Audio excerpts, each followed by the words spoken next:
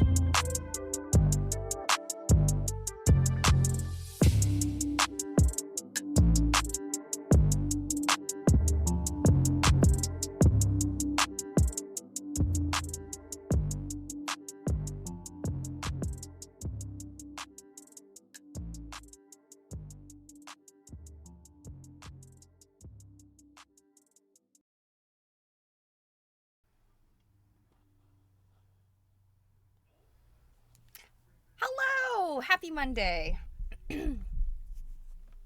How are you guys? Oh my goodness.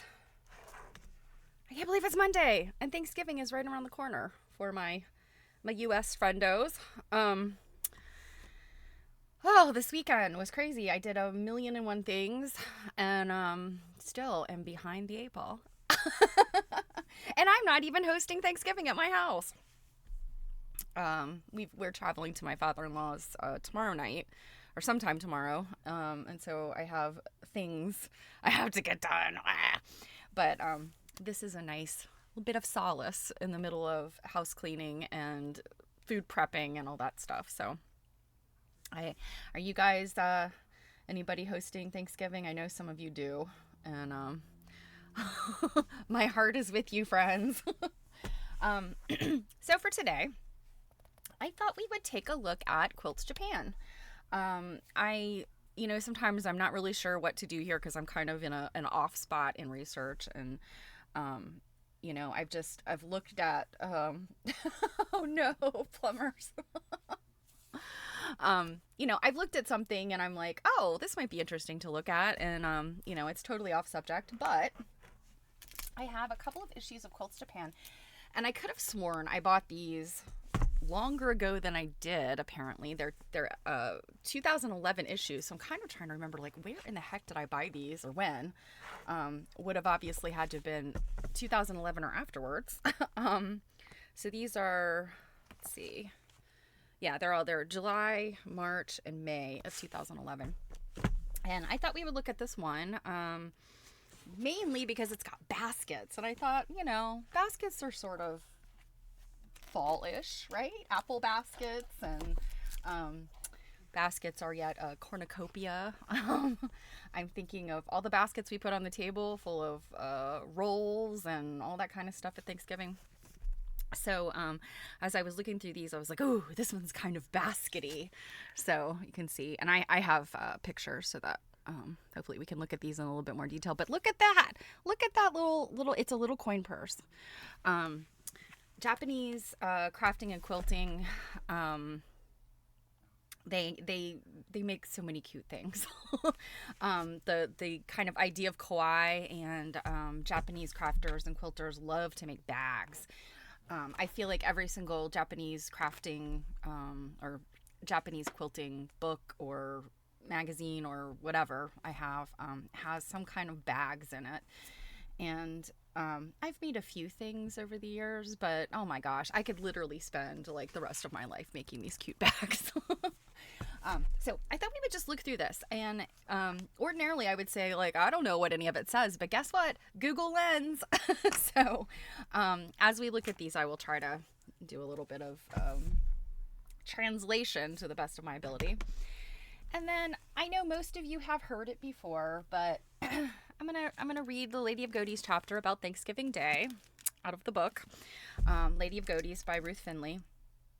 I think it's just such a fascinating story, and it's Thanksgiving. I didn't have access to any Thanksgiving quilts. I'm sure there's something out there. I mean, I know there's lots of cute modern stuff, contemporary designs that focus in on the holidays and stuff, but I really didn't know where to go with looking for something that might be historic or beyond today's kind of contemporary stuff. So this is what you're gonna get. And the other thing, kind of in line with Godey's, I found, oh my goodness, a hype chest. What is this? Let's see. We got a hype train. Oh, okay. We got some I don't know what this is. Twitch has always got some kind of thing going on. Apparently we got some more emojis, maybe.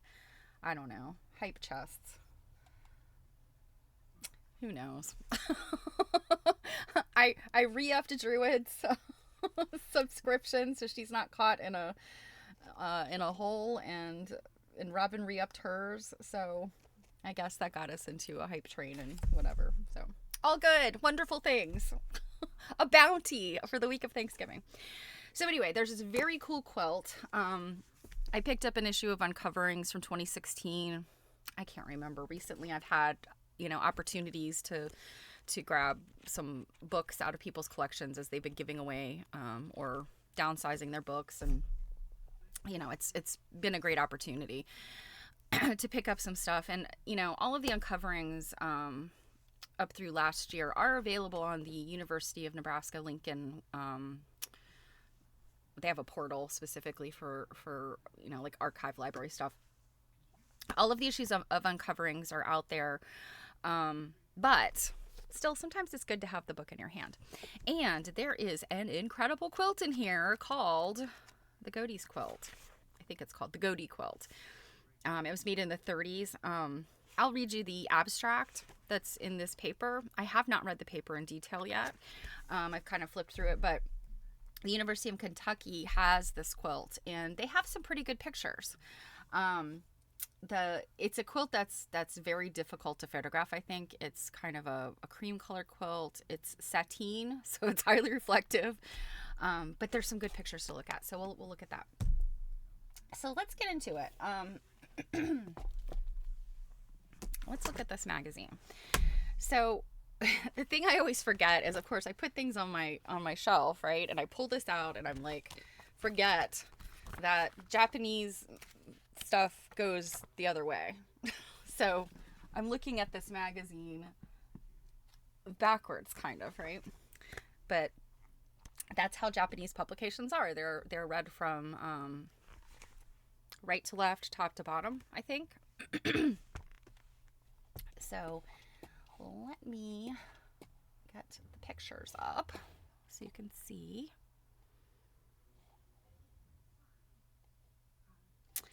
So this is what we're looking at.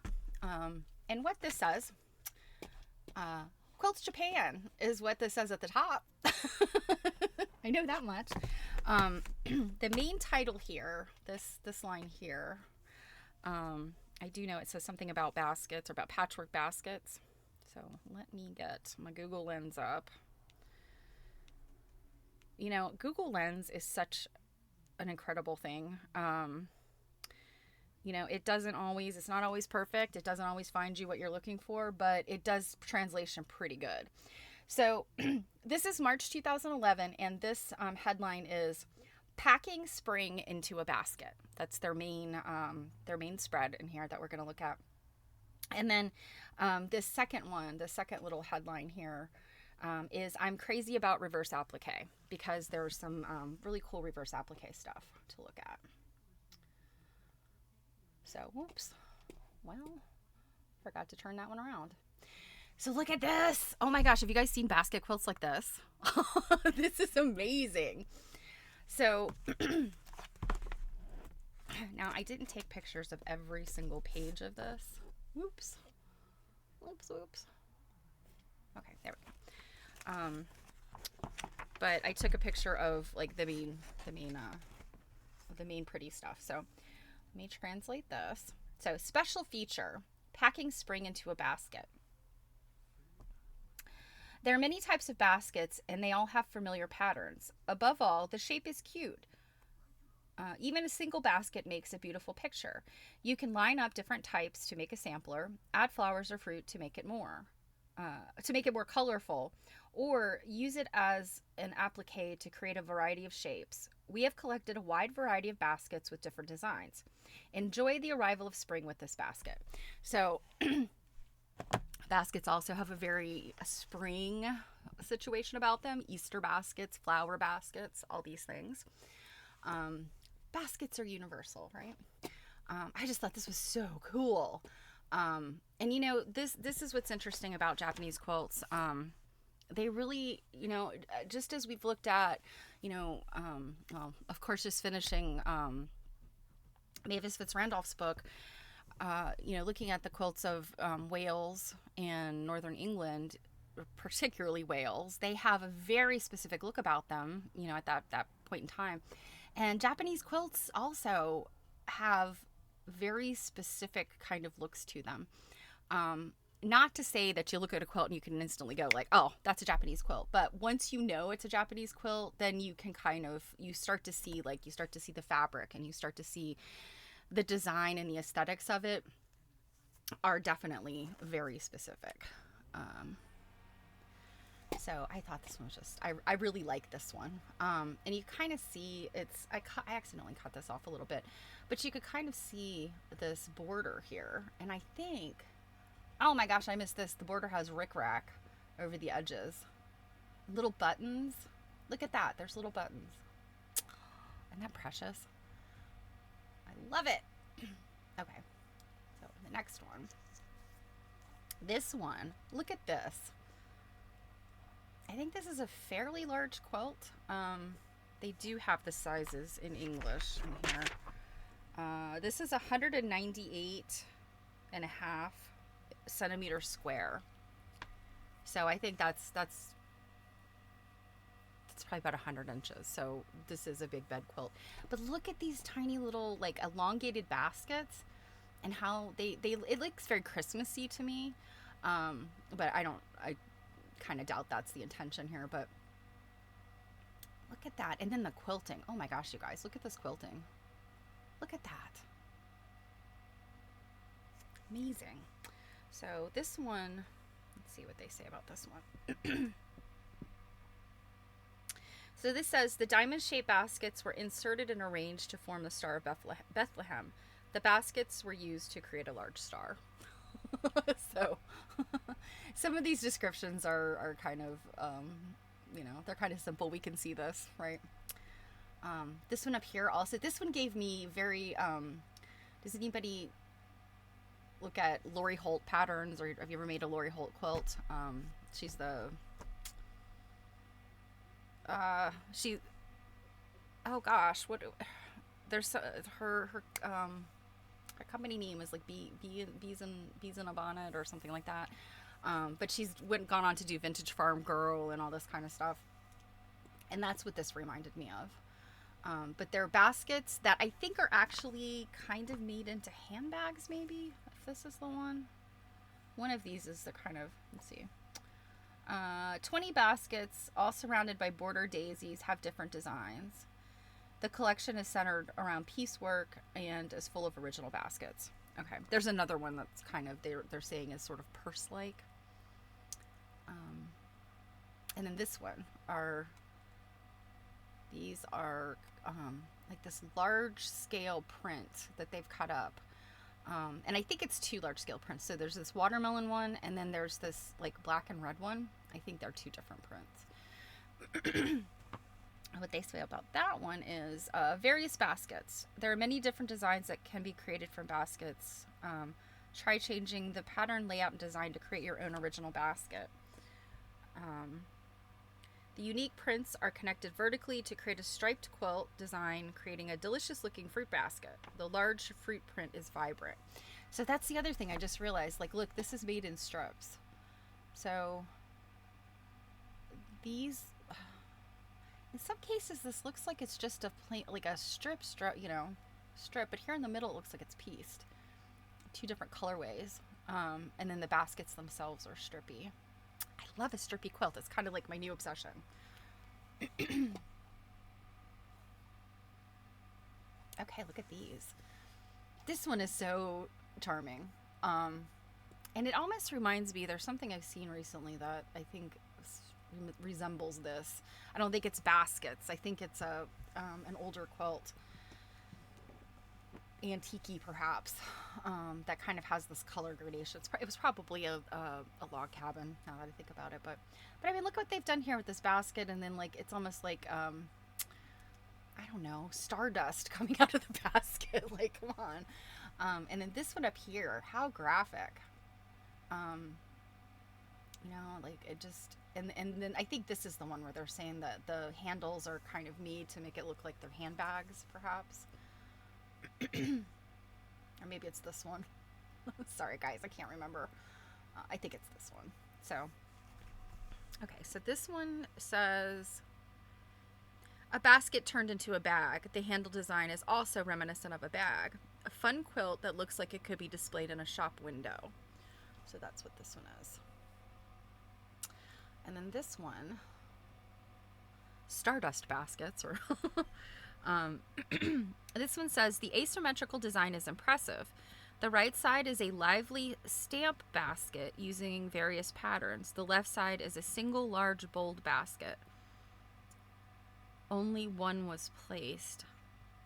I think my translation's maybe not perfect there, but I think what they mean by stamps, I think this is like saying postage stamp, so like very small. I think that's probably what they're referring to. And then this one at the top, which I don't know, this one at the top might be one of my favorites in here. This one says, a sampler with many baskets lined up. The handles are all aligned to create a sense of unity. Small baskets are also placed at the intersections of the lattice. So look at that. Itty bitty tiny baskets. They look like they're all the same pattern. I really love this, and you know, it's not just Japanese quilters that do this, but many contemporary quilters that do this kind of, you know, they've got the block, you know, kind of the grid going on. So it's not, you know, completely out of the realm of traditional quilt building, but then they will overlap with these applique pieces, and it just gives it a whole new look. I like quilts that do that. I think they're interesting to look at.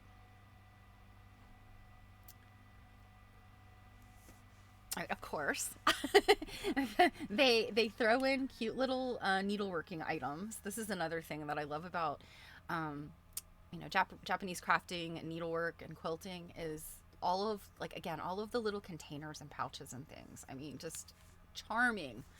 So we have this little box here, and then this little teacup style pin cushion. We'll see another one similar to this in a little bit. And then this, I'm assuming they don't really show it, but this is, I think, probably like either a needle book or a small like patchwork pieces holder. I can find out, obviously, if I look and read the Japanese. So this says, all right, so it's by Amiko Furusawa. Various shapes of baskets are expressed in piecework. Shapes like a bulging belly, shapes with a wide bottom, and vice versa. Have fun drafting and creating your own patterns. This sewing kit is a great addition to... Oops. All right, come on, translate.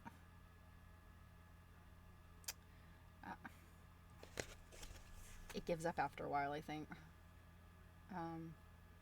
Sewing kit is a great addition to any needlework collection. So it just says scissors case, small item holder. So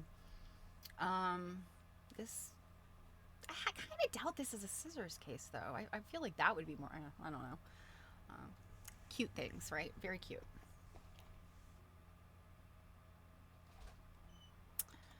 This one, and you know, the amount of piecing and applique in these quilts, I mean, it's just like, think about what we see in antique quilts versus what we see today in you know, vintage 20th century quilts, and even modern quilts of today. So you think about you know, if you've looked at any of the quilts at QuiltCon, or if you've ever been, you know, a lot of those modern quilters use matchstick quilting, or very simple grids. And while I think the Japanese quilters are also using some of that, you've also got these really innovative patterns. This is a basket weave quilting pattern. Not to say that there's never been anything like that done in the US, but it's not something that I have regularly seen. So I don't know if this is something that the quilter devised themselves, or if this was a ready-made quilting design. I'm not sure. And these circles, that's so interesting as just a decorative thing linked together with those little flowers. I mean, it's just different, right? And then you've got all of this beautiful floral stuff going on down here. There's also, I think, typically a color palette. Now, not to say all Japanese quilts, because obviously we've seen those really bright, colorful ones a minute ago. But I think another hallmark common with Japanese contemporary quilts is they use these kind of muted, sort of like colonial colors, you know, for lack of, and by that I mean like the colonial era in the US kind of has these like blue and you know, like a colonial blue and a dusty pink and like tan kind of soothing colors. That's the colors that I feel like they use a lot. And now those were not necessarily accurate colors of the colonial period, we know. Those are the faded colors we get today from that period. Okay, here's some fun stuff. Look at this thing. It's like a little shopping bag made out of the basics of a basket block.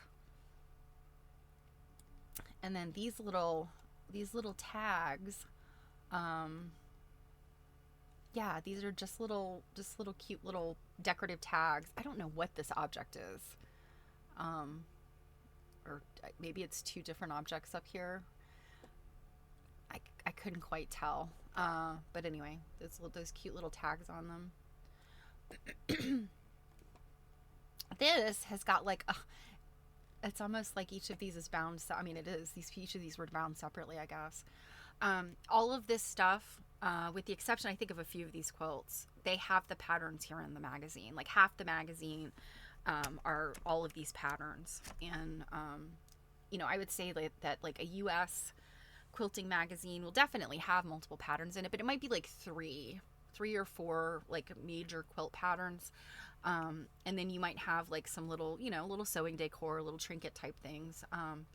But I'm always really surprised, by the amount of instruction that you'll find in these magazines. And it's all pretty good instruction. It's the kind of thing that you can generally work out. If you've never examined one of these books or magazines, you don't as long as you can handle centimeters.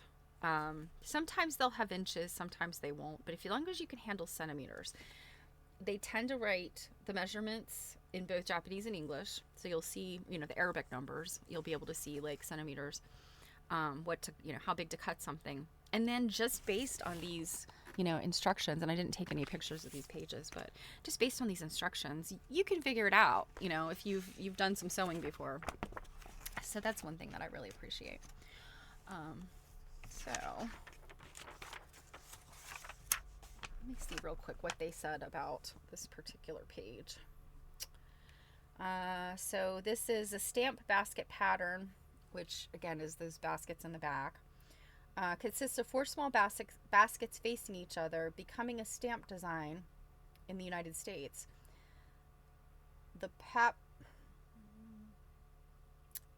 This is not, I don't think this is translating correctly, but I think it's like a market basket.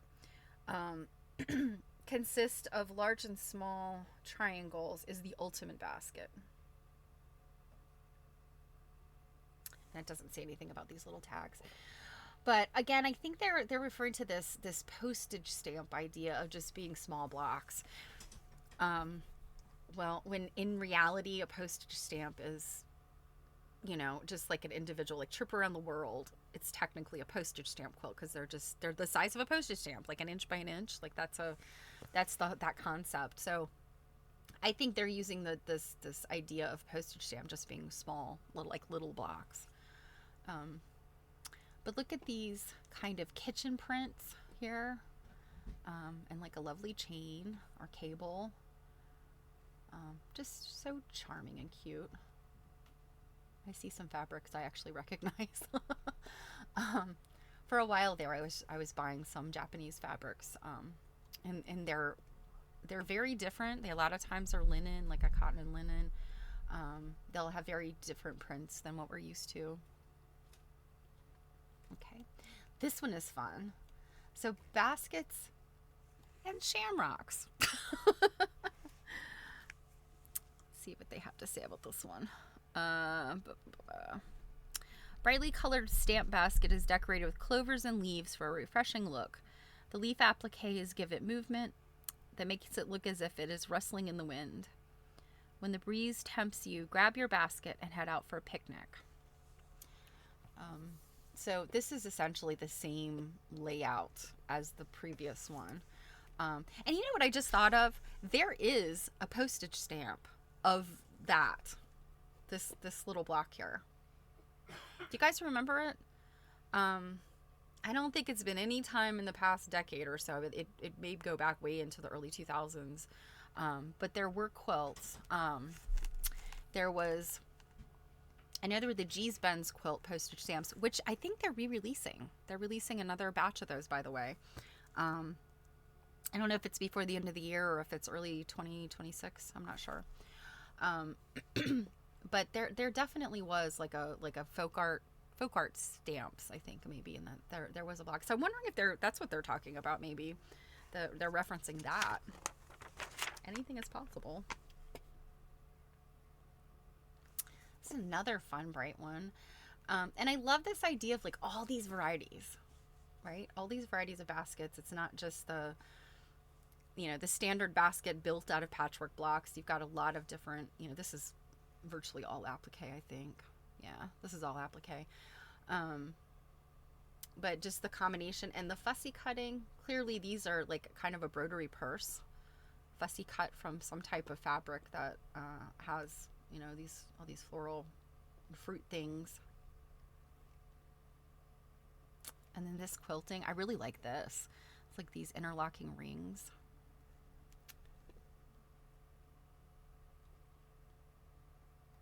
And it looks like they have done like a zigzag pattern in the sashing.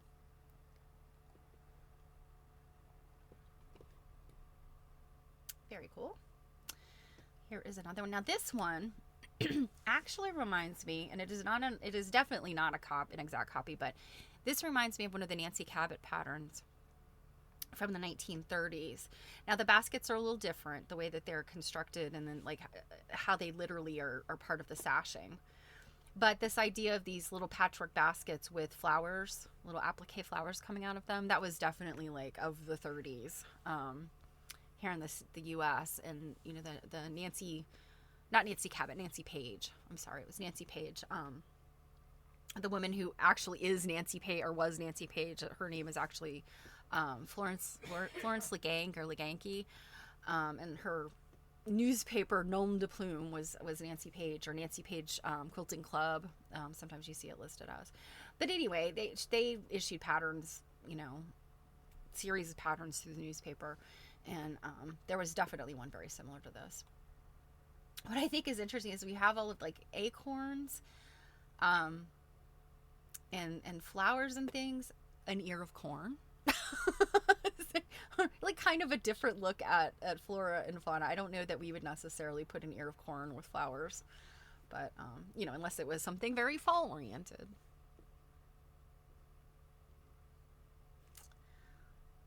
And look at these bags. Love these. This one's just a really cool, fun tote bag. And then these little bucket bags, I think they're like little lunch bags, or little like a toiletry bag, or like a little doodad bag.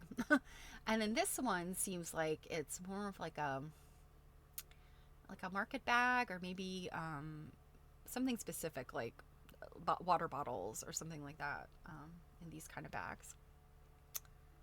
And this fabric, I think this might be a Denise Schmidt fabric. She released a fabric line that has very similar flowers. I actually have some of it, and I could be wrong, but it looks like that Denise Schmidt print. All right, moving right along. Oh, look at these, so cute. I think again these are like a little lunch thing, maybe, and like a water bottle bag, and then a little placemat. Let me see what it says about this, because it looks like it's probably for children, is my guess, but I would carry that if I had one. So let's see. Bento set is perfect for those starting a new life, or those who want to refresh their usual lunchtime routine. To ensure durability, the applique and quilting was embroidered by machine. Feel free to use the mat to place your bento box on, or place it in your lap. So that could be like a lap napkin. So it's a bento box that goes in there. So cute! But so very simple, and just like really, really, like, I just love this type of design. Yeah.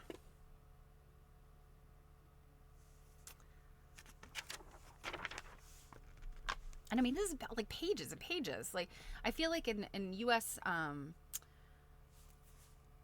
Oh, Druid says sunflowers would grow among corn. I think you're right. I think I've seen that before, actually, like kind of along the edge. So maybe corn and flowers do belong together. We just haven't been exploiting that.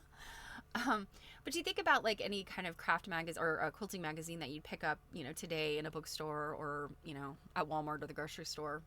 There's not a whole lot of titles left. So many of them have gone, gone away. But they would have like maybe a spread of, if it's a article or piece about baskets, they'd have a spread of like, I don't know, 4 or 5 quilts. This is like a dozen, I think this magazine in particular was just a really good magazine. And I don't know if it's still being published or not. I guess we could look that up. But yeah, I think about Quilt Mania. That's another one that I think was out of France that was quite good. I don't know that they necessarily would have this like intensity of like subject matter. They had more like a whole bunch of different articles, but unfortunately they folded 2 years ago, I think. And they do still exist kind of as an online thing. I'm not sure what it is that they're creating now, but it's not the magazine, unfortunately. So I think this one's really cute, very very feminine, I guess.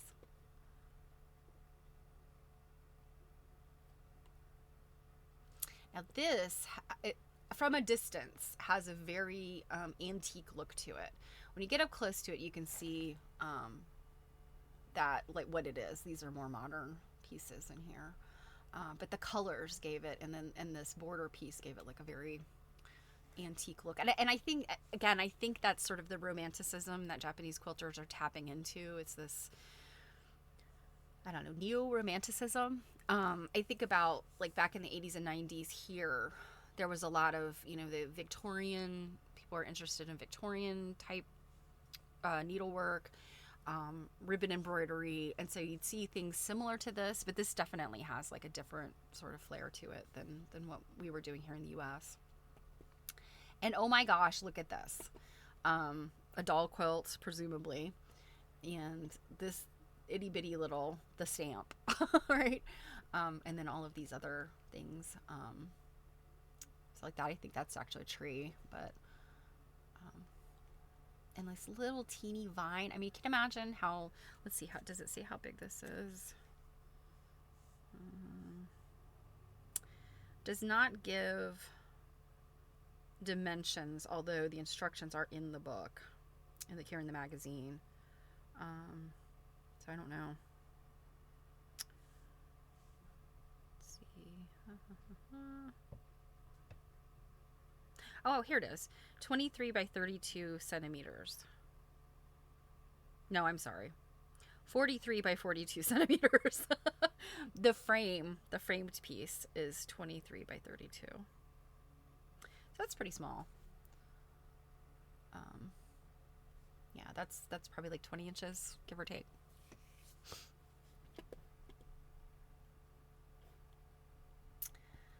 And then this one. So I do love circular quilting. I've done a number of quilts myself using a circular quilting. You have to be very careful with those because depending on your tension and keeping the quilt flat, it can start to pucker, and sort of this part will start to sort of raise itself if you don't have like the right tension and keep it flat. It is a good workout if you need to do shoulder a day. Quilt a quilt like this on a domestic machine, and you're constantly pushing it and pulling it to get, as it does that spiral, or this could be concentric circles, but either way, it's the same kind of, and you will come out with like serious shoulder day work. I think every time I've quilted one of these quilts with a lot of spiral, I've come out like and had to take a lot of Advil the next day. And isn't that sad? Nobody knew that quilting would be such a workout. Oh, I just realized there's a little bag here too. These are very cute. This idea of the little straps being a bow. And I guess it's a Dresden plate.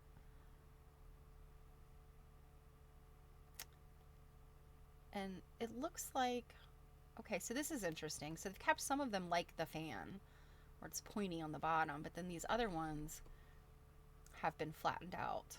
So they look more like a little basket. Very cute. Okay, let's see if we're getting into, oh, we still have more.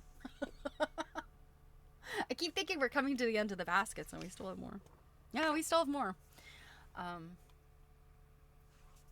This one, look at this beautiful quilting. Oh my goodness.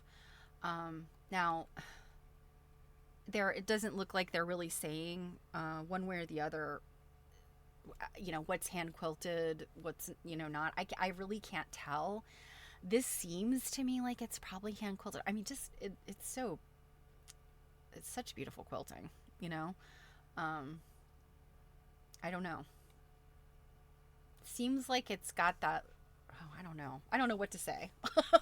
It seems like it's got like the you know, the diagonal, that's, you know, those close lines together that kind of, with contemporary quilts, often tells me machine quilted. But then these perfect wreaths, and then these feather swags here. I mean, I'm sure you can get those very nicely on a long arm, but, or a machine. I don't know. I know I couldn't do it for sure. There is a level of kind of, I think, perfection, of, you know, very rigid attention to detail, I think is probably what I'm trying to say. And I don't mean it in a bad way. This is fun. I like the idea of making things like a banner, you know, with a curved bottom or a pointy bottom. And this looks like it's got some interesting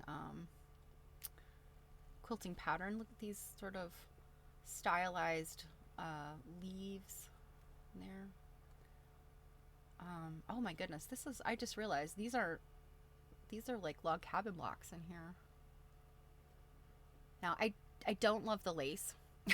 I don't like lace attached to a quilt. That's that overly romanticized, like Victorian era crazy quilt kind of stuff that I'm not a big fan of.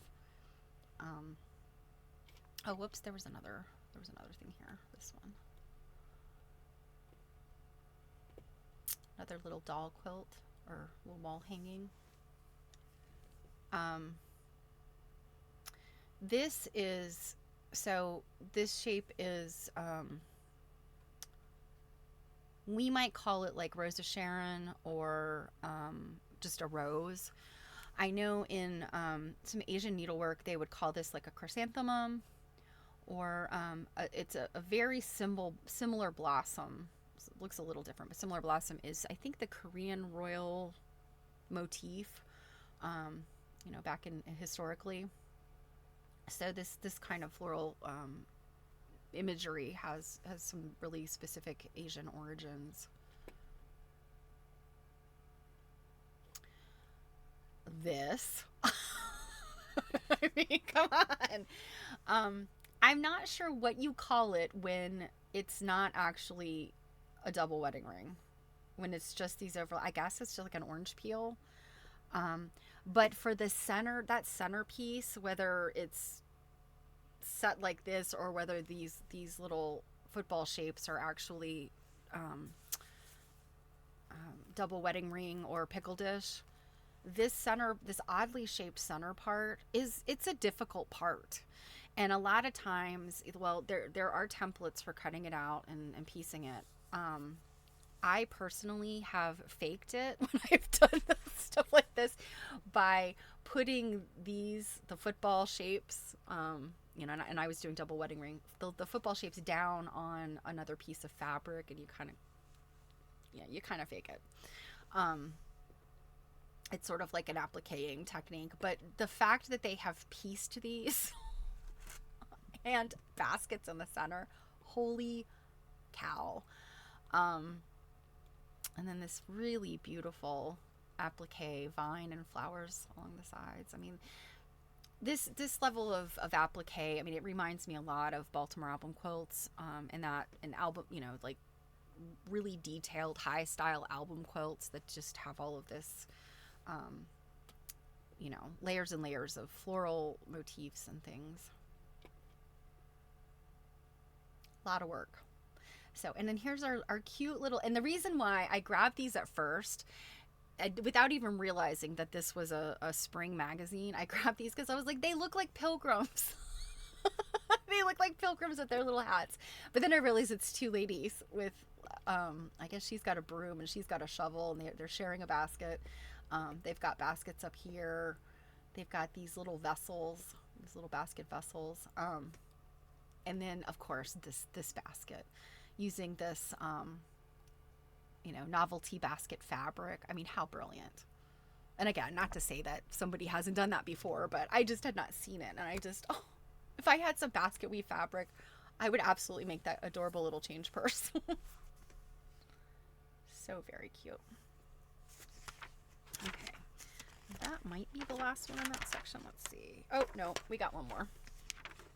Yeah, one more. And this one's pretty stunning. Ah, look at this. So this has Anne Orr kind of vibes.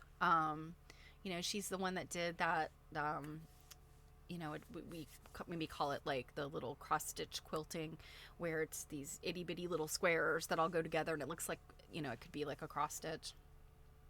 That's what this gives me, those vibes. But I mean, look at this thing. And then it's got all these, let's see, 16 patches here. And then I don't even know what's going on in the border. There's, it looks like, I don't know if these are buttons or if these are just like a little applique. I mean, oh no, I know what they are. They're little flowers. Yeah. I still don't know whether that's a piece of fabric or not, but all of this like detail that you don't see at first, I think is just amazing. You know, and again, I think there's kind of a tradition of French quilts, like contemporary French quilts, that kind of do this too. There's just kind of layers and layers of detail where you see like the big picture standing back, and then as you get closer and closer and closer, you see all these little details. And, you know, people that are doing the high style Baltimore album quilts, and by high style, I mean the ones that are just like could take you your entire life to stitch one block.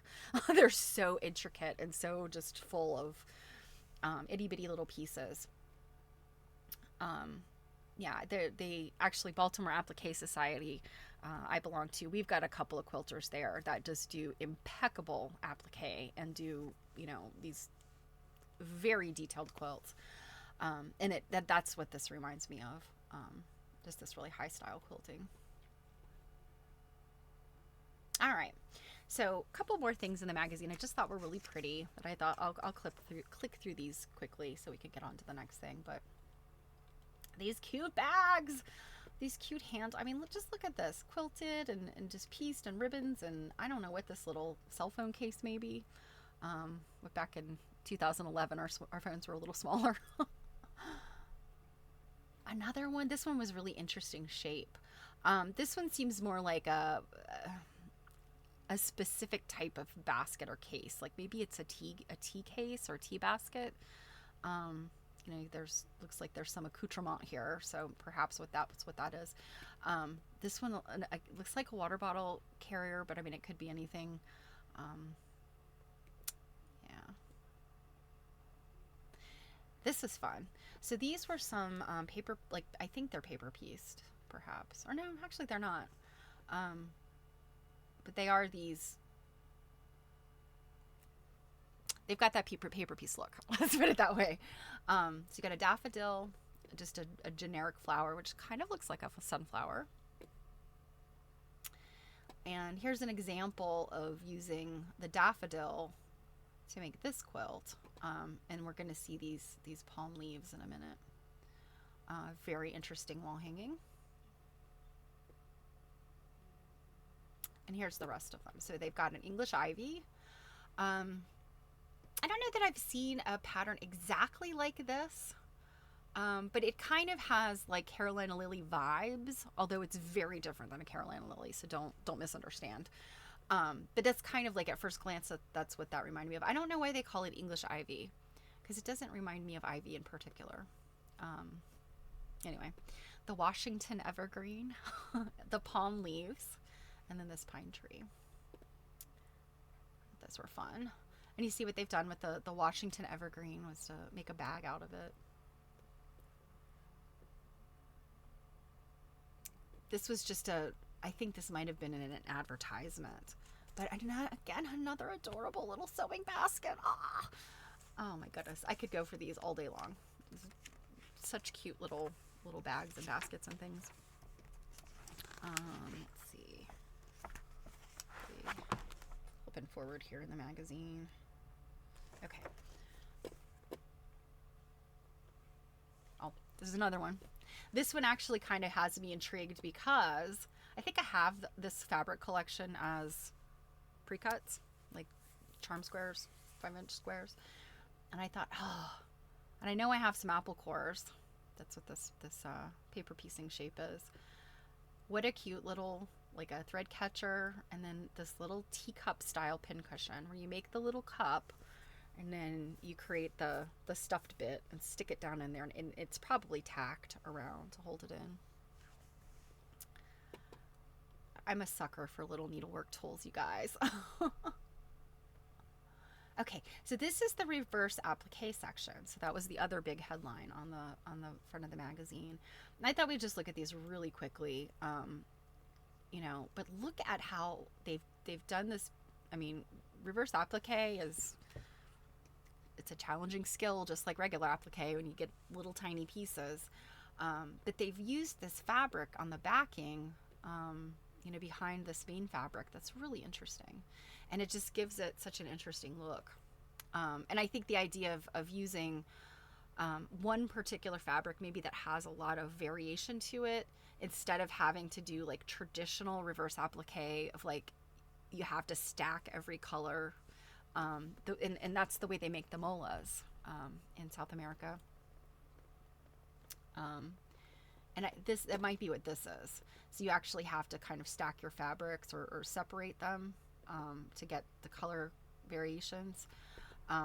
Whereas this is, again, obviously just a piece of fabric behind there that then they've cut the reverse applique into. These are made more traditional molas, I think, where you're like, so the tan fabric is your top fabric and you cut down, and then I think probably this green is the next level, but in here the blue is the next level, and then you cut down into this lighter blue. It really depends on how those things are layered, those fabrics. This one's cute. It's ice cream cones. Isn't that adorable? A lot of work for a little pouch, by the way. I might make a bag out of like a sample, where I was doing some trying out, but that's pretty detailed, I think, for just like a little pouch. I thought these had like very Pacific Island Hawaiian type of look to them. Obviously these are like, I guess, hibiscus. And this, I thought to myself, like, would it make more sense that these were like embroidered or something? But I think this is literally cut out, I think. That's a lot of work. This, when I saw it, now closing in on it, you can see it's definitely reverse applique. But when I first saw it, you guys remember when I showed you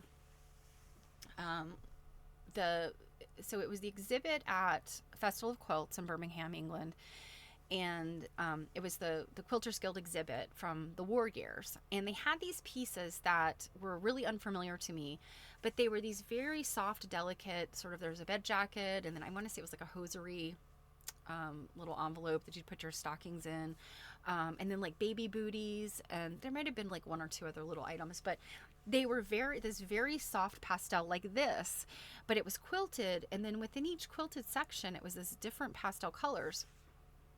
Well, what I discovered by reading about it is that it's like a trapunto technique, that they're stuffing it with colored wools.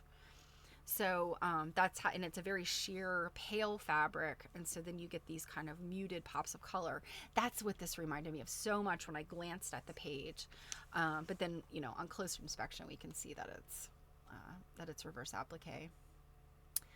Some more lace. Don't love it, but you know, it's a mood, as the kids say. This just a different look. You know, I mean, just lovely stuff. This one I forgot to turn. So this is a screen, and I guess this is just made with panels. I don't think this is anything. Oh, I could be wrong. That looks like it could be reverse applique, these flowers. And then this here, I guess it's just a wall hanging, but it could be like a bell pull. It's supposed to be like a bell pull. Look at this. All right, so we're moving into a different section. This was called. Wasn't super clear to me. So I think this could still be reverse applique, you guys. Can you imagine all of this reverse applique? I think it is. I think that's what this is showing. Let me see if I can get the Google Lens to tell us a little bit more.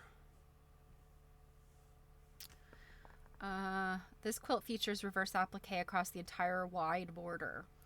A thin white base fabric was chosen to allow the strong colored fabric to show through, and floral appliques were added to the flowing lines of the reverse applique.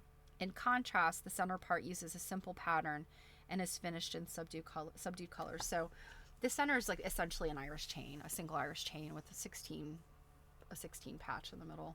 But my gosh, look at this. Can you imagine? I can't imagine doing this as regular, like, you know, run-of-the-mill applique. Reverse applique just has, I mean, it's still like doing needle turn applique. It just has a different sort of, because you're going from the inside out versus the outside in, you know, when you're turning the fabric under. So, you know, it just has, some slightly different, challenges to it. I'm actually doing a little tiny reverse applique thing, and it's taken me forever, and it's like 2 inches square. But yeah, and getting these shapes crisp is very difficult. I can tell you that, because you know, any kind of bias edges kind of want to stretch out as you're flipping those edges under from the interior. So to get these pieces very uniformly sized and shaped is a lot of skill. I can certainly tell you I don't have that skill. I try hard. Okay. And this, I don't know if this is a printed border. Of course not. This is applique. Why would I expect anything less? Okay, this so cute. So this is the little one of the little crafty things. So these kind of little clothespin clippy things, and weird, that looks like it's bent. It's just the magazine. But look how they've made these little pigs, and then I think down here is like more of like just a little floral thing, and it's based around this clip. And oh, whoops, that was a mistake. Here's the instructions. So like you it's just basically like these little flat shapes, and you're stuffing them, and you can see how they've positioned the clip on the inside. So you're pressing on here, and this is where it's opening. And you really don't need the instructions so much. You know, if you've got some sewing skills, I think you can figure this out. You know, like making a little tutu for it, and this little pig face, and it's very simple, but how cute. Oh my gosh. I think I might go buy some of those clips. Sure, they have them like at the dollar store or something. All right. There's just the last few in here. Not sure what section this is. These are more quilts at the end after the patterns. So we'll just kind of do a speed run through these. My gosh, look at this, you guys. Look at the amount of quilting. And then I mean, I don't even know what to say about this border. And then all of this applique. You know, when you go to Houston, and I personally have never been to Houston, the International Quilt Festival there, or is it International? What is it? No. International Festival of Quilts is in Birmingham, and I think International Quilt Festival is in, I think I might be getting the names wrong. But in any event, you do see stuff like this. You know, and you think like, this would take me my entire life to make this, and it wouldn't be that good. I mean, this one just looks like a Persian carpet that so lovely. And then when you get up close, you realize it's prettier than a Persian carpet because it's got all of this quilting in it. I really liked this one. I think this is the kind of thing like, you know, on a bed in a castle or something.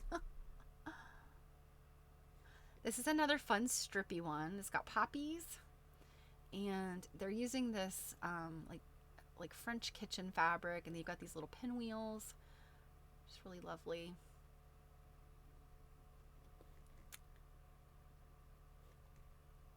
This one, this has got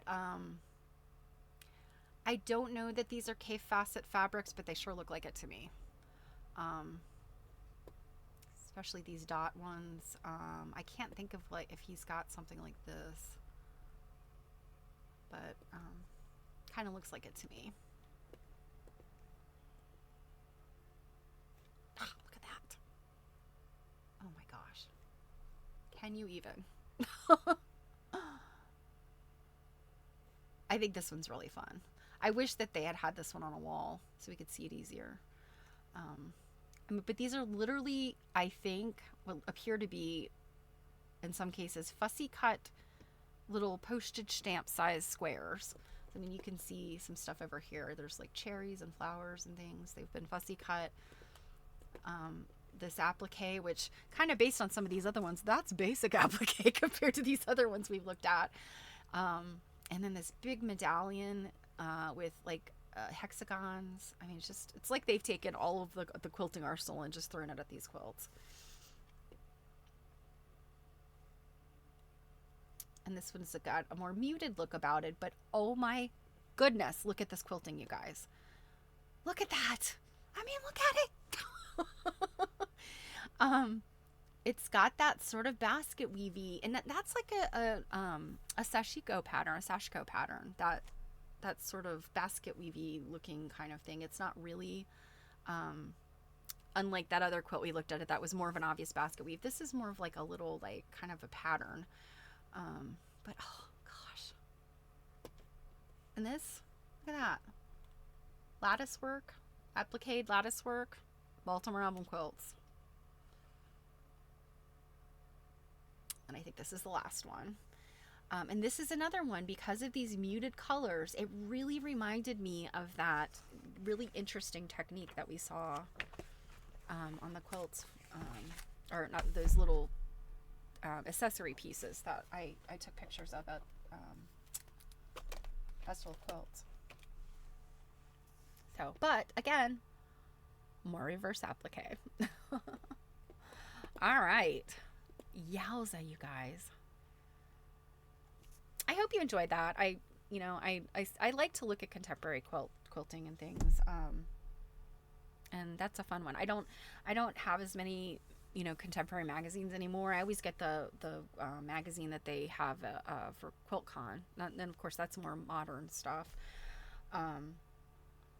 But yeah, I really don't look at outside of vintage quilters newsletter magazines, because I'm looking at the research aspect of it. I don't really look at these kind of magazines much, so I hope you enjoyed it. All right, the next thing, like I said, we are going to look at this Lady of Godey's quilt, or the Godey's quilt. I keep saying Lady of Godey's because it's the name of the book, our book. Let me pull up.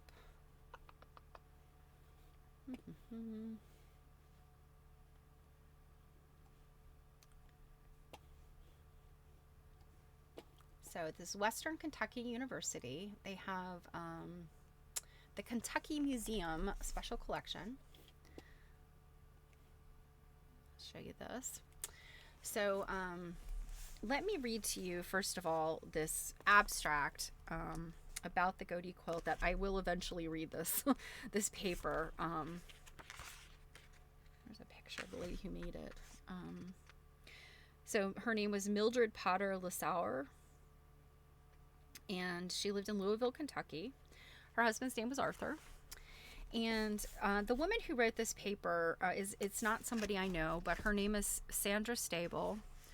And she wrote, this paper was called The Godey Quilt, One Woman's Dream Becomes a Reality.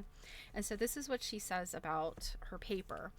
The Godey quilt is a 1930s applique quilt composed of 15 fabric portraits of men and women clothed in fashionable mid-century or mid-19th century attire. The dream of Mildred Potter Lissauer, 1897. Oh, I think I don't have the...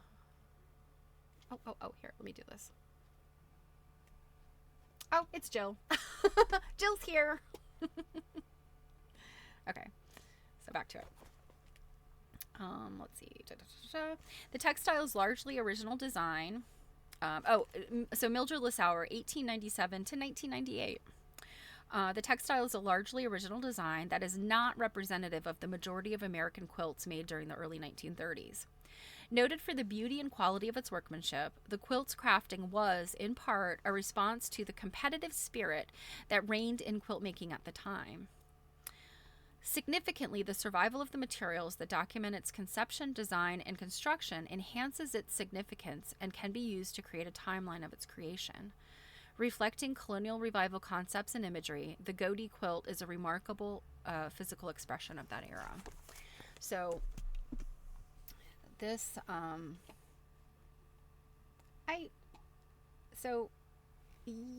this is not necessarily indicative of quilts of that time, but also I see things in here that are of the time. And so Marion Cheever Whiteside was one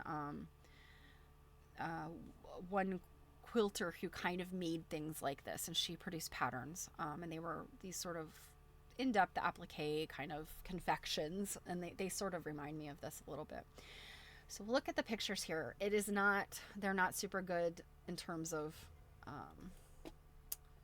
at least this whole quilt. It's really difficult to see because, I mean, look at it. It's densely quilted. It's got, it's shiny. It's got all these little bits. So cheap, but they've zoomed in on some stuff. So this is a lady in a fashionable outfit at a spinning wheel. And then look at some of the quilting here. They're kind of these like almost cameos. And then she's done this amazing dense, like I just said, I've never seen basket weave in quilting. Well, this sure looks like some weaving. Maybe not basket weave, but it's definitely a woven type of quilting that is, again, something I've not seen extensively, if at all. I mean, I cannot pull out of my mind where I've seen this before. This looks like, and can't zoom in here, but this is some writing. My guess is it's probably stitched, like a very small embroidery, because cotton sateen, you would not be able to ink on it. It would spread. So here's another fine lady at a little piano, and I think we've shifted down from, because here's that again. Let's see, it says Mildred. Yeah, I mean, I guess it's her name, right? What is her name? Her full name, Mildred Potter. Mildred Potter Lissauer. So yeah, Mildred Potter Lissauer. And I can't see what that says. I wish we could zoom in on it, but a lady with her little dog. And here, this is, I think, a really good look at some of these quilting motifs. You can also see in here, now I'm realizing, there's like a little floral doodad here on sort of what would be like corners, even though these are round. But I mean, oh, so cute. She's like a little Sunbonnet Sue lady, but you know, these very period, right, Jill? I mean, I saw the picture, and let me show you the picture on coverings. Does not do it justice. This is the picture from Uncoverings. it's really hard to see it, you know. It's really cute. I think this picture kind of shows the colors better, but it was really hard to tell what it was, and all I knew was it was called the Godey quilt. So I was like, I gotta see this thing. I think this might be one of my favorites so far. Look at her dress, just so cute. Ah. Oh, this is a couple out walking. Look at them. She's got her little reticule. She looks like she's got like some type of like cape or muffler. It's windy. His tie is flapping around. Charming. So charming. It's a fashionable lady with her parasol.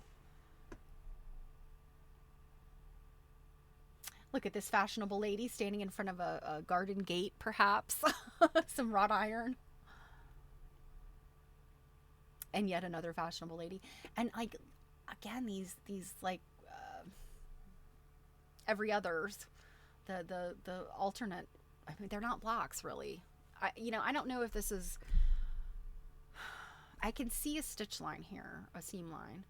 So I don't know. I'm kind of assuming this is whole cloth, but constructed. Maybe it's constructed in strips. Because yeah, I see seam lines here, but I don't see one here. So that's what I'm kind of wondering, if this was kind of in strips just to the simplicity of it, to do the appliques. I'm not sure.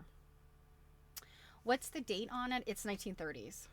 I don't know that there's a specific date in the 1930s, but definitely 1930s. And I guess this is getting us, I think, probably some of the border. Look, here's some ladies. Are they gossiping? Are they sewing? I can't tell. There's a cat in a basket here. I think they're just gossiping. Those high back chairs. Oh, here's a lady with her, she looks like she's got a little muffler or a reticule. Her little bonnet strings are waving. Oh, this lady, well, it's kind of blue. So I wonder, is she standing in front of a pond or a water feature? I mean, for how big I'm gonna assume these are. I'll read to see how big, but I mean, we're gonna assume this is a bed quilt. You know, these things are probably, I don't know, 12 inches maybe, smaller. Lot of detail here for such tiny applique. And this looks like, that skirt looks like it's loose. I bet you anything you can lift that skirt up. Another lady and her guy and a little cat playing with her knitting. Oh, I wonder what this is. A hat box, perhaps? Oh, and this border is beautiful. It has this bridal look to it, I guess, because it's this cream, and it's sateen. Even though it's cotton, it is the way it's woven, and I would guess with the quality of cotton, it looks like satin, like silky satin. That's the bottom, I guess. Oh, so lovely. Oh, and that's it. So let's read. Let's see. So this is called the Godey quilt. Textile is crafted from champagne-colored boutachine. I have never heard that word before, but it says cotton sateen. So I'm wondering if boutachine was, I mean, maybe it was the technique of making, the way they weave that. I don't know. It features 15 applique portraits inspired by the fashion plate illustrations featured in 19th century ladies' magazines such as Godey's Ladies Book, The Delineator, and Harper's New Monthly Magazine. The maker modeled her figural appliques on printed illustrations that were popular in the colonial revival era and were used in newspaper and magazine articles and advertisements, playing and greeting cards, and similar media. Enhanced by the addition of embroidery accents, buttons, and ribbons, the appliques are framed by a quilting design that includes birds, floral bouquets, flowering branches, and trellises that were given a three-dimensional effect through the addition of cording. Cording! That's why, I bet, it's got such a relief pattern. 3 women from the Regina shop in Louisville reportedly spent 6 months quilting. So 3 women, 6 months quilting. So it sounds like Mildred, it sounds like she created it, but the quilters are somebody different. That is interesting because, I mean, I think about, some of these places where ladies would take their quilts. For a very long time, I thought that, having somebody else quilt your quilt was like a modern thing, kind of. But it seems like, we see this a lot, especially early 20th century. There was lots of women that liked to do fancy needlework, but not quilt their quilts. So, you think about Marie Webster. She had a whole business. That awful woman that won the 1933 Sears contest. I could never remember her name, but she actually had a workshop of women make her quilt. And so, these workshops and quilting groups, they existed out there. So it sounds like this. But oh my gosh. So, how much did this cost her? I think today, if you had, and let's pull it up again, if you had somebody doing this for you today, 3 people at 6 months, I say no more. It's crazy. But yeah, I do see this aspect of cording, and my gosh, so that idea of cording, it's assuming that it's done the same way that I'm familiar with, is called boutique. And it's, you create your quilting lines first, and then you use a needle and like a cotton cording that you kind of go in through the back and pull it through. So it gives it this, it's like trapunto essentially, but it's using a fine cording. And that's kind of what this looks like to me. And all over this quilt, are you kidding me? I am looking forward to reading the article about it. I will report back because that is obscene. Beautiful, beautiful, beautiful, but my goodness, the ladies who did that, they deserve a prize for sure. I'm just trying to see, and some of this, I'm wondering, is it stuffed or is it just the relief? I'm not sure. But yeah, it seems like you can almost see like a tension in there, like it's kind of firm. So that makes sense that this might have been cording. Oh, egads. I don't even know what to say to that. Ah! All right. So why don't we do this? I'm going to leave this up, even though, it's a general picture. So you could look at something while I read. For today is several days before Thanksgiving. And as a reminder, as I said at the top, we are going to read one of my favorite chapters out of The Lady of Godey's, Sarah Josepha Hale by Ruth E. Finley. And if you're new here, I did read this entire book. Was it earlier this year, you guys? I'm blanking out right now. I think it might have been, it was either earlier this year or this time last year. I'd have to look at my records. In any event, this is kind of a biography of Sarah Josepha Hale, who was the editor of the Godey's magazine in, I want to say it was like the 1840s, I think, through the 1830s through the she was the editrix, the lady editor of this magazine for like 50 years. And she had edited her own magazine before Godey hired her. So she was a very smart lady. And I would say that her editorship of Godey's was maybe one of the lesser things she did. If you've never heard of this book, if never read it, you could certainly go back and look on my YouTube. I have, all of them out there. I actually need to kind of reorder my videos because I think the way they upload, they upload out of order. But you can hear me read much of this stuff, or just get the book. I don't think that it's terribly expensive. If I remember correctly, I think I maybe paid $10 at a used bookstore for it. But it is such a fascinating book. And You know, the origins of Mary Had a Little Lamb, Sarah Josepha Hale. The origins of women's college and preschools and monuments and suffrage, and I could go on and on. Sarah Josepha Hale.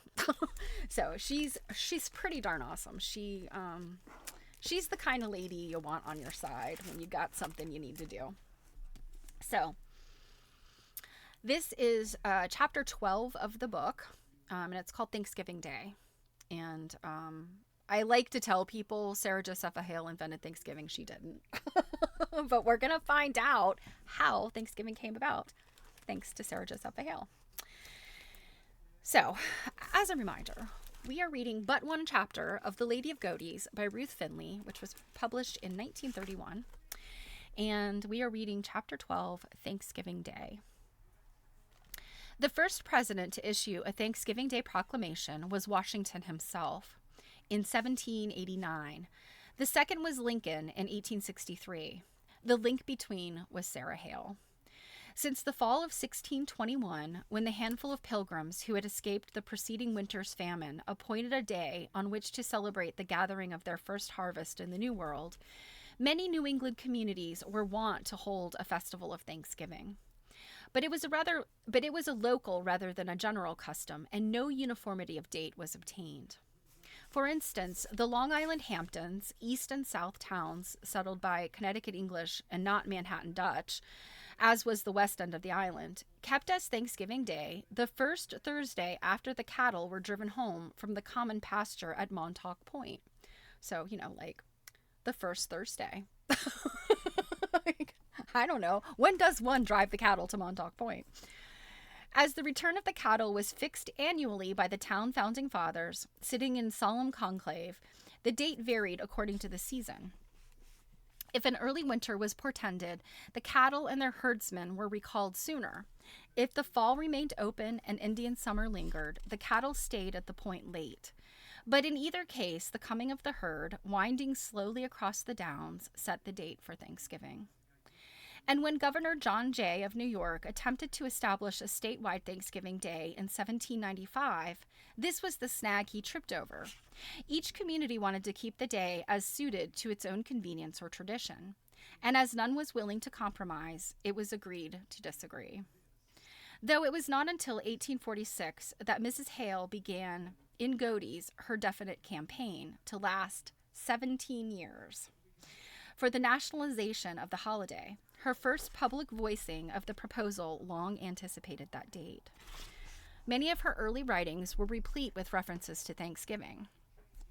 In 1827, she was saying, "We have too few holidays. Thanksgiving, like the 4th of July, should be considered a national festival and observed by all our people, as an exponent of our Republican institutions." By 1835, her attitude had become even more significantly social. There is a deep moral influence in these periodical seasons of rejoicing, in which whole communities participate. They bring out, and together, as it were, the best sympathies in our natures. Think about this. She's talking about division and bringing communities together. She was devastated by the Civil War, and she had, in 1835, this is way before the Civil War. So she's saying these things about keeping communities together. My goodness, would she not be a wonderful diplomat today? Having reasoned thus far, she ultimately came to see in Thanksgiving not only a day for taking count of benefits and blessings received, but a logical bond of union. This viewpoint was not wholly her own. It had been Washington's too.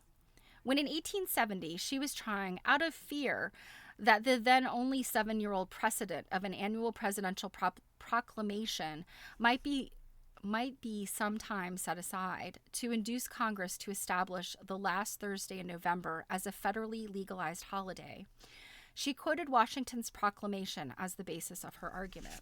And so this is what Washington said.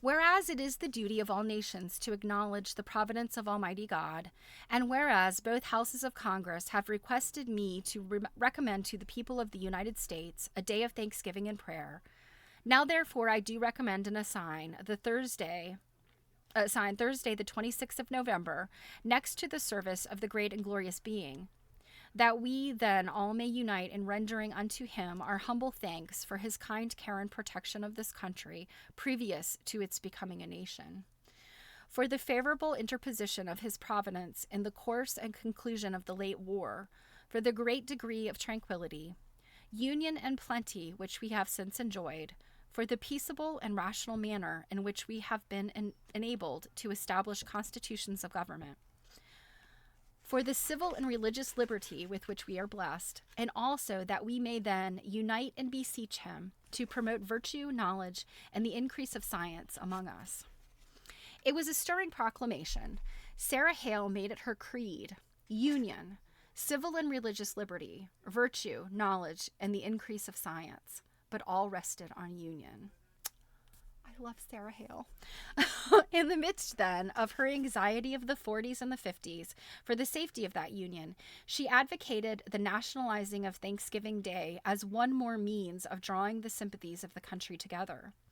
Year after year, from 1846 on, she importuned the governors of states and territories and influential persons everywhere to join in establishing Washington's choice, the last Thursday in November, as a universal holiday. Now, you guys remember, this lady was writing anybody and everybody. And now, granted, she was the editor of a magazine, a national magazine, so she had, a little bit more importance than the average person, but she was still a woman. And she was like handing it out to these politicians. Some of the states, like her own New Hampshire, already kept Thanksgiving, though the day varied. She faced with much the same problem she was faced with much the same problem as had been Governor Jay, only on a larger scale. We have received letters approving this Union Festival from the governors of nearly every state and territory, she would announce in June or July of every year. 17 years she did this. And from then until November, her efforts would be bent on the delinquents. The delinquents. This meant personal letters in addition to her ladies' book editorials. Literally thousands of letters she wrote in behalf of Thanksgiving, a colossal task when it is remembered that she penned them all with her own hand.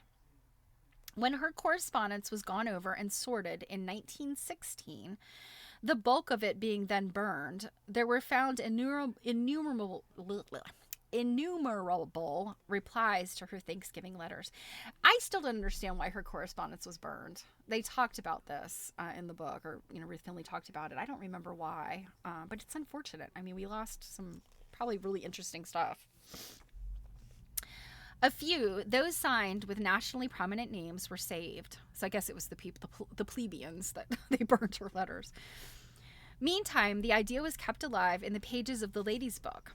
By 1852, she was able to announce, last year, 29 states and all territories united in the festival.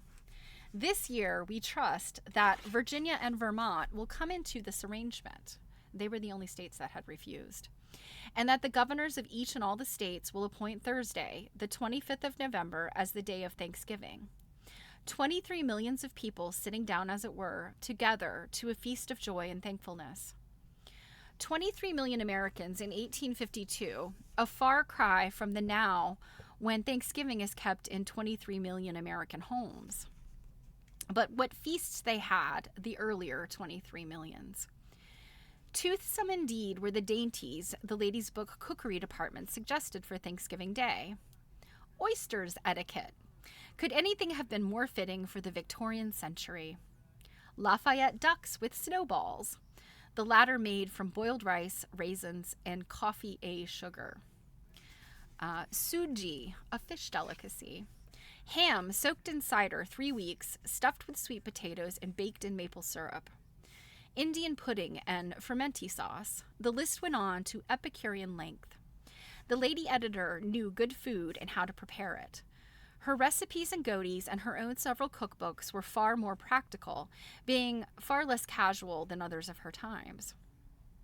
Her instructions seldom read, take some of this, a little of that, and enough of the other. She had been a competent New England housewife before she was an editor. In Northwood, so Northwood was a book that a fiction book that she wrote that was actually quite popular. I think it was the first book she published.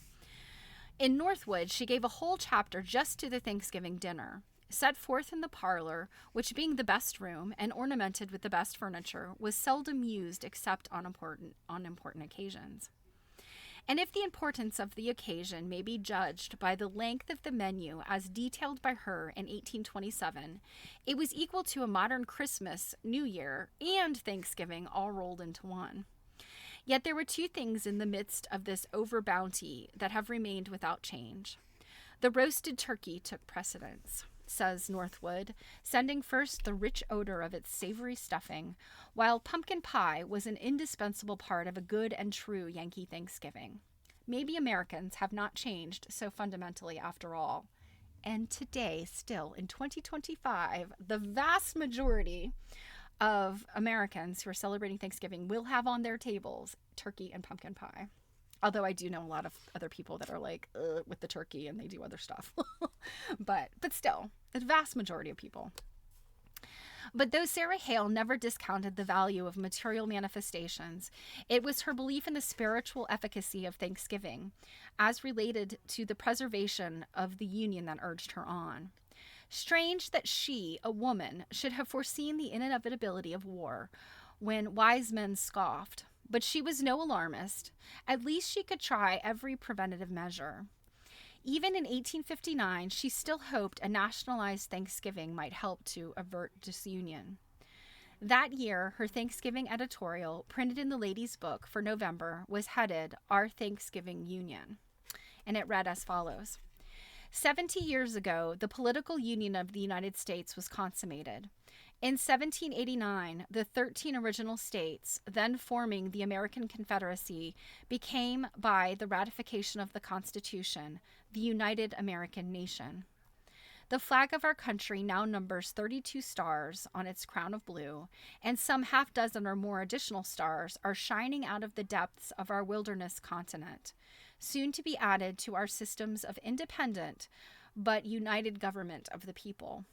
God save the United States. Indeed, God save the United States. He has saved, enlarged, blessed, and prospered us beyond any people on this globe. If every state would join in Union Thanksgiving on the 24th of this month, would it not be a renewed pledge of love and loyalty to the Constitution of the United States, which guarantees peace, prosperity, progress, and perpetuity of our great republic? The next year, 1860, she called the roll of the states. Alabama, how familiar it sounds. Arkansas, California. But there were gaps then. No Arizona, no Colorado, no West Virginia. In all, 15 less than the familiar roll drawled over the radio during the presidential conventions of 1924 and 1928. Could 61 and 65 have happened had there been a radio then, this increase of science among us? But by November 1860, there was no stemming the flood. Before another Thanksgiving season came round, civil conflict engulfed the land.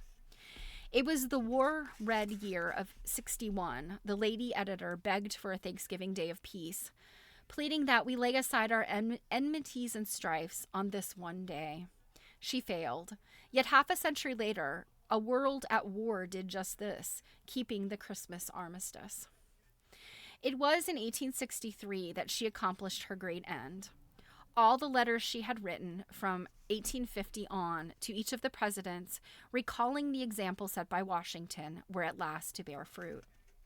Thanksgiving letters from Fillmore, Pierce, and Buchanan in reply to communications from her were sold in the Hale correspondence sale. So were letters on the same subject from President Grant and his Secretary of State, Hamilton Fish, and from Seward, Secretary of State under Lincoln. But who bought them? Even the gallery handling the sale does not know. At the time of a business consolidation and removal to new quarters, subsequent to 1917, the year of the sale, several books of the gallery's sales records were misplaced, including the Hale records. A few copies of the catalog remain, preserving a list of the letters sold. And in this list, among several from Secretary Seward, is one described as referring to Mrs. Hale's suggestion for a national Thanksgiving and dated September 29, 1863, with this fragment quoted. I have received your interesting letter and have commended the same to the consideration of the President. But it is probable that she already had been to Washington and had been granted a personal interview with Lincoln. Mr. Charles B. Hale, son of Horatio Hale, in reply to a query on this point, writes the following. So Horatio Hale, I think, was her one of her sons, and Charles Hale is her grandson. Yes, I'm correct. I remember my father saying that his mother had visited President Lincoln and had found him a very kindly and interested gentleman. Further than this, Mr. Hale declines to trust his memory. He can give no specific details. However, such an interview could have been most simply arranged. Not only was Lincoln easy of approach, and certainly the editor of so important a magazine as Godey's could, in her official capacity, have gained an audience, but Mrs. Hale was in a position to bring to bear an unusually close personal tie.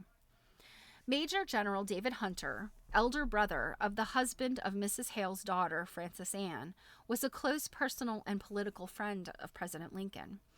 It was a friendship of long standing.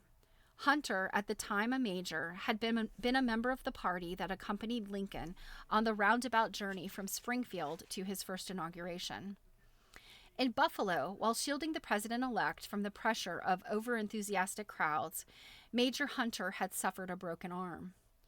At the first Battle of Bull Run, it was Hunter's regiment, he was a colonel by then, that shared with Heintzelman's the early brunt of the attack on the Warrenton Pike. Warrenton Pike is pretty close to where my mother lives. It was Hunter Lincoln sent to supersede Fremont when that general was relieved of his command of the Department of the West. Finally, it was Hunter whose premature Emancipation Proclamation, issued as commander of the Department of the South, Lincoln forgave. Slavery and martial law in a free country are altogether incompatible. The persons in these three states, Georgia, Florida, and South Carolina, heretofore held as slaves, are therefore declared forever free. A note from General Hunter would have opened all the doors of the White House to Mrs. Hale. She could have had it for the asking. She may have had it, and she may not. In any event, President Lincoln recognized the truth of these ideas concerning the nationalization of Thanksgiving as soon as they were presented to him. Mrs. Hale later wrote in the Lady's Book, when reminding the reunited nation and President Johnson of the very special reason for keeping a National Thanksgiving Day in 1865.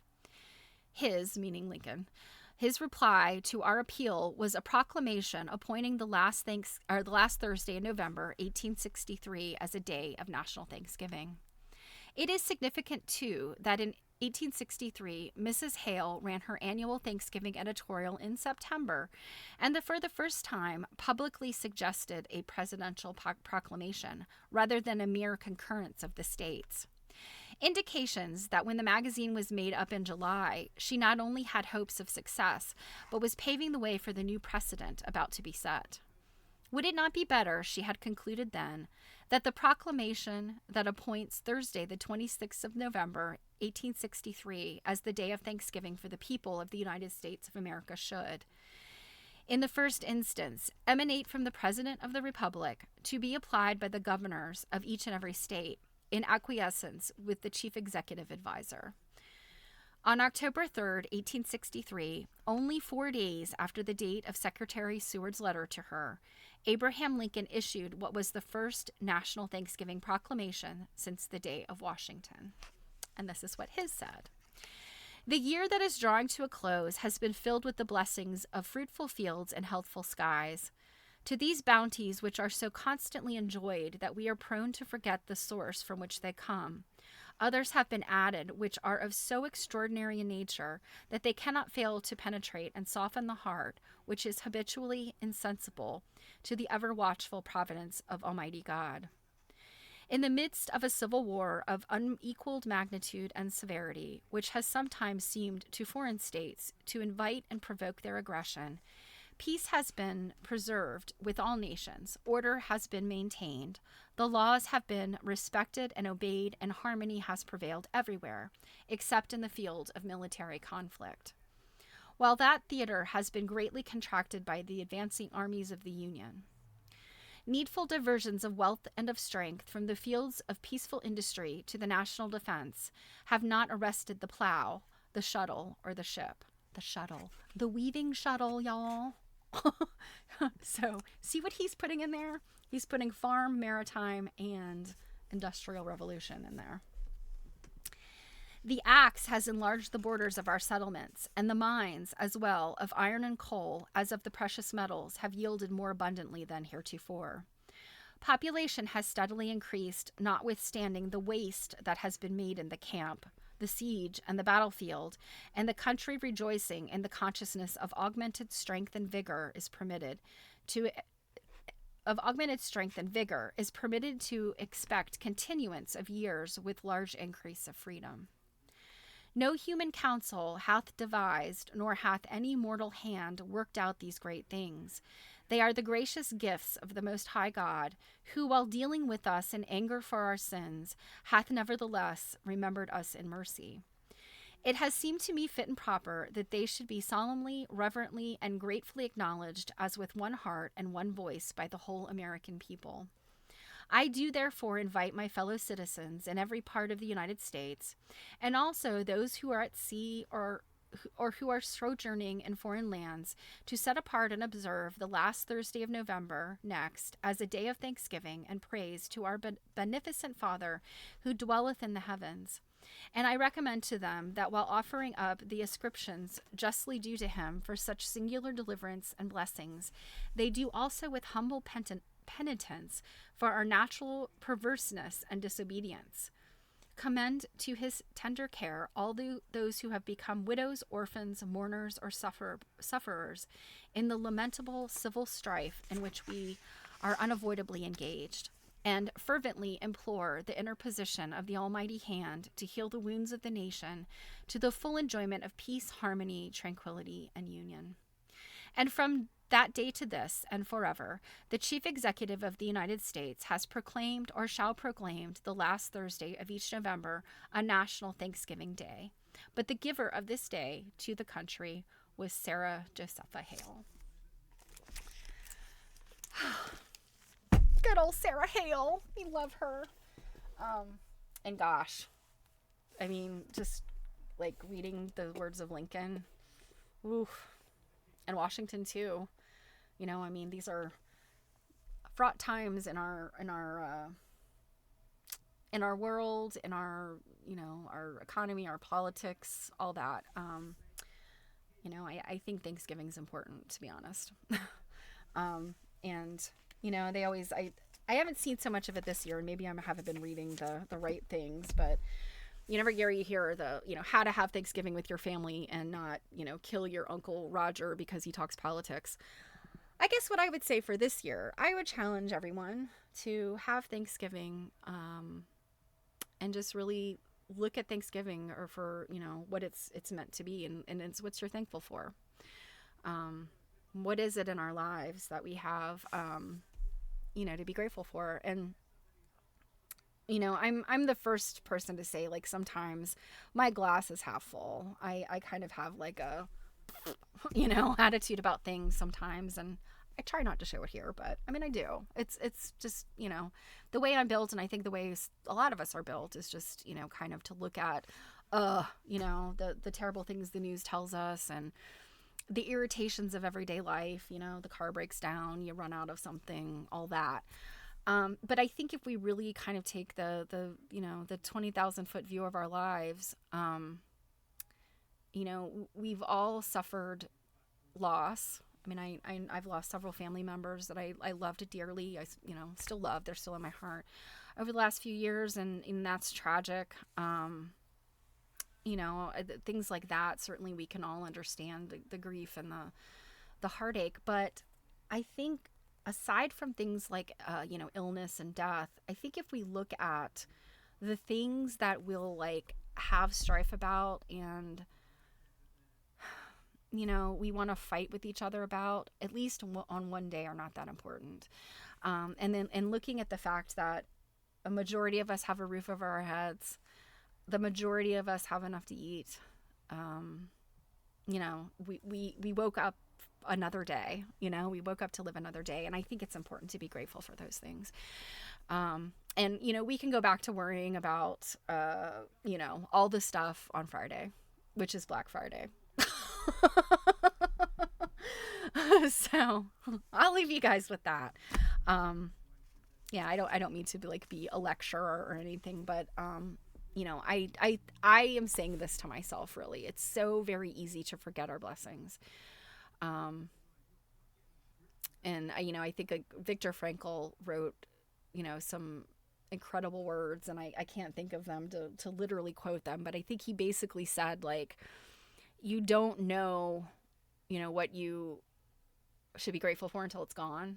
So it might be a good time to pay attention to it, right? So with that said, the rest of the week, I will not be here. Jill and I will not be here tomorrow. We will have a video up for you guys. So that will go up at 2 p.m. Eastern tomorrow on the Quilt Nerding channel on YouTube. So keep an eye out for that. If you need an hour of just hijinks and silliness just to get away from it all over Thanksgiving, do so. Go check out what we have on offer there. And we'll be back next week with our normal schedule. I know we've got a Stitch and Glitch coming up again. We just had one this Saturday. This past Saturday, and we'll have another one coming up. So I hope you guys have a wonderful Thanksgiving for my friends here in the U.S. and for all of our friends out there internationally. I hope you have a lovely week and a relaxing week, and I hope wobble till you gobble till you wobble and all that stuff. So yes, happy Thanksgiving, guys. I will be thinking of you. I'm grateful for you. You guys are part of my gratitude for this week. So bye, Marianne. Bye, Druid. Bye, Jill. Bye, Robin. And everybody else that was here, my lurkers. I love you guys. So happy Thanksgiving. Mwah. Bye.